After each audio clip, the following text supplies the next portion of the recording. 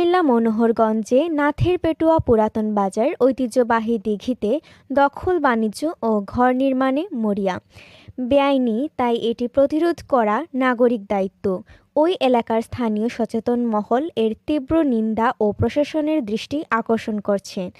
অতীতের দৃষ্টিকঠোর আলোচ্য সমালোচনাগুলোর দিকে তাকালে দেখা যায় বিভিন্ন এলাকায় শতবর্ষী দিঘি ও পুকুর দখল ও ভরাট হচ্ছে, যা স্থানীয় কোনো প্রভাবশালীর সিন্ডিকেট, যার মতের বিরুদ্ধে স্থানীয় লোকজন থাক দূরের কথা, প্রশাসন পর্যন্ত নিস্তব্ধ। তাহলে সূত্রমতে নাথের পেটুয়ার কোনো প্রভাবশালী, যার মতামতের বিরুদ্ধে কেন কথা বলার সাহস নাই?